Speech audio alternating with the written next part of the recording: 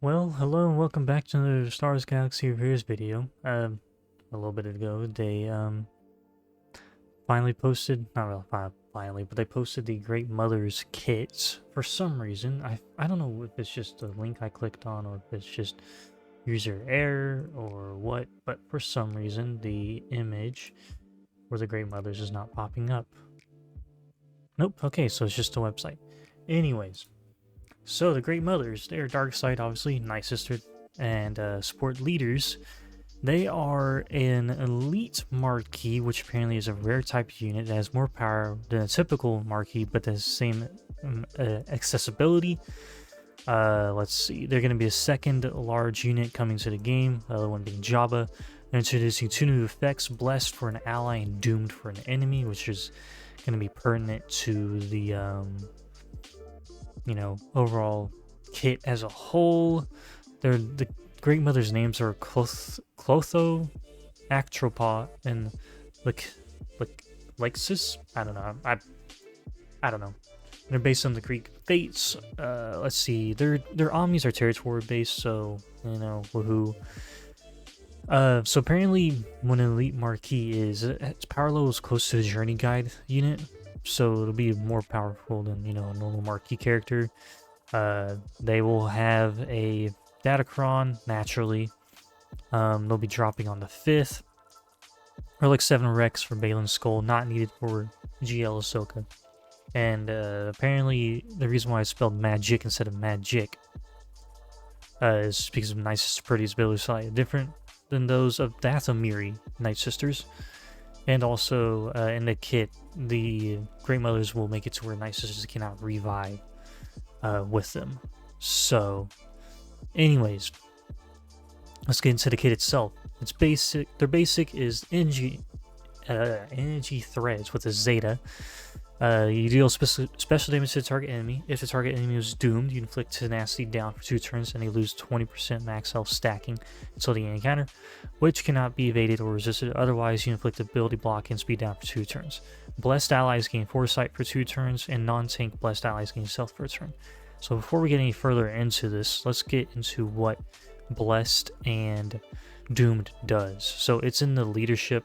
We'll get to the leadership eventually anyways. So what Doomed is, Doomed protection is disabled and you cannot stealth. The enemy with it loses 20% max health whenever this character ends their turn until the encounter. It cannot be revived. Raid bosses and GLs will lose minus 5% defense. I don't know if they'll lose the max health, but probably they'll just lose defense instead of max health. What Blessed allies have is they get plus 20% max health and offense. They're immune to instant defeat effects, stun, and turn meter reduction, and they assist whenever another Nightsister ally uses a special ability on their turn, dealing 40% less damage. So, kind of balance out the damage output by making them do 40% less damage, but I mean, they're still getting 20% more offense anyways, and with the Nightsisters who are going to be running with them, like Initiate and Acolyte, they're going to be basically having some decent damage anyways if you have them reliced up, which I imagine a lot of people will be doing with them, with the Great Mothers coming to the game. Their other special, I know in the photo for the kit reveal there was 4 abilities. We'll get to that once we get to the leadership in a moment. But the first special is Magic Storm with a 3-turn cooldown in the Zeta. If the enemy leader is a light side, you dispel all debuffs on Nightsister allies. You dispel all buffs from all enemies, and doomed enemies are inflicted with vulnerable for 2 turns. You deal special damage to enemies 3 times to all enemies, so it's a triple tap AoE. If this attack defeats an enemy, all Nightsister allies gain defense pin up for 2 turns. So I don't know what their damage output is going to be, like how much base damage they'll have, but with them being at Relic 7 anyways, and supports being not honestly like the highest damage dealing characters, but they do have potential to be a nuisance.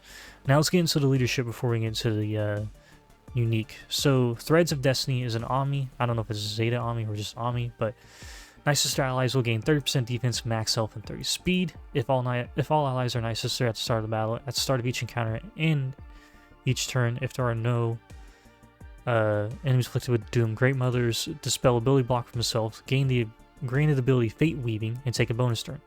During this bonus turn, Great Mothers can only use Fate Weaving. Great Mothers cannot use Fate Weaving twice in a row. If the enemy leader is light side, you dispel stealth and ignore taunt effects while using Fate Weaving.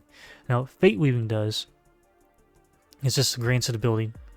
The target enemies afflicted with a stack of damage over time per turn is doomed for the rest of the encounter, which cannot be copied, dispelled, or resisted. And also it has a big doomed debuff kind of pop up on them. And what Doom does, like I said earlier, their protection is disabled. They can't stealth. They lose 20% max health whenever that character ends their turn until the end encounter, and they cannot be revived. And then the GLs and raid bosses lose 5% defense. If all allies are Nightsisters at the start of battle, the second bit of the kit or essay for their leadership, at the end of each turn, if there are no other allies with Blessed, Great Mothers remove ability block from themselves and gains the granted ability Gift of Shadows and take a bonus turn. In his bonus turn, Great Mothers can only use Gift of Shadows. Doomed enemies cannot. That says doomed enemies can always be targeted by Blessed allies and Great Mothers. So that's actually a pretty nifty way of eliminating someone that is going to be a potential nuisance, because if someone's blessed and the Great Mothers are attacking, they can always go for the doomed enemies. So what the other granted ability, Gift of Shadows, does, you target other Nightsister ally. The target other Nightsister ally gains blessed for the rest of the encounter or until defeated, which cannot be copied, dispelled, or prevented. And like I said earlier, the blessed gives them 20% max health and offense. They're immune to instant defeat effects, stuns, and turn meter reduction. And they assist whenever another Nightsistar ally uses a special ability on their turn, dealing 4% less damage. Now you'll probably want to give that to someone that has like decently high amount of crit chance or damage output, just that way they can constantly be fueling the team and doing damage. Okay, so now that we got through what all the granted abilities do, let's get into what the Ami does. While in Territory Wars, Nightsistar allies gain 30% defense, max health, and 20 more speed. The Great Mother gains instant defeat immunity while a blessed ally is active. Doomed enemies have minus 30% in defense and offense. Wow.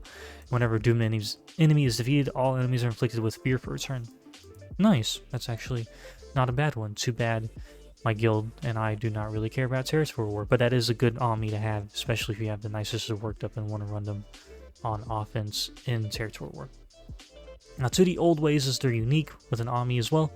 Nightsistar allies will gain 30% accuracy, max health, and tenacity, but cannot be revived. That's kind of key because they don't want you running the Great Mothers under Mother Talzin lead, or even with Mother Talzin under them or old Daka under them to constantly be reviving everyone.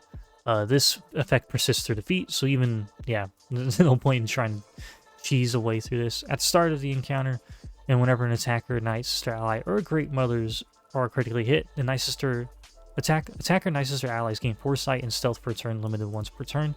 Whenever an enemy is critically hit, the Great Mothers and all blessed allies gain 1% offense, stacking for 2 turns, and recover 2% protection.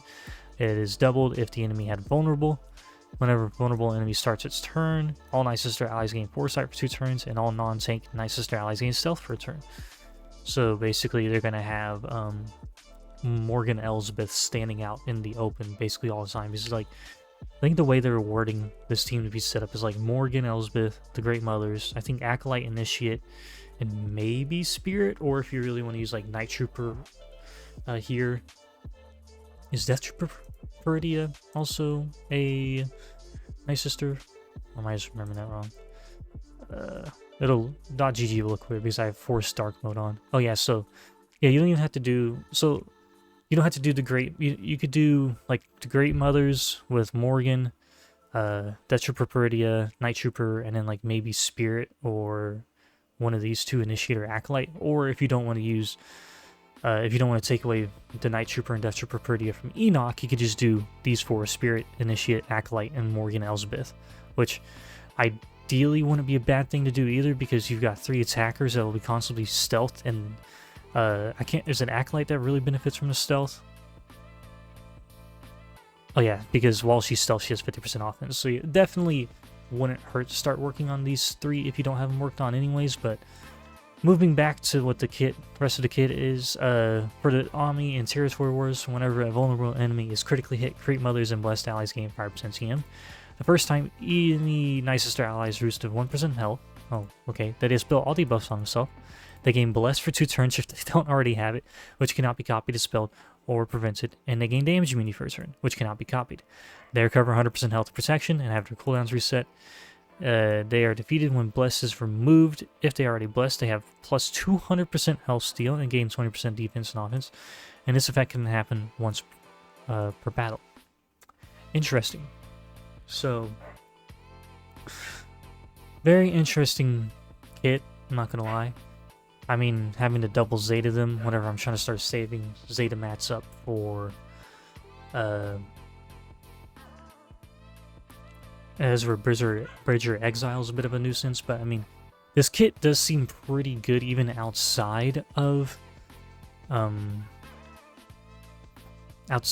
just Territory War. Like, it seems pretty decent overall.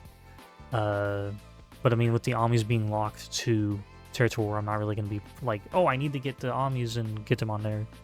I can just save the Omnis for Ezra. But yeah, seems pretty good overall.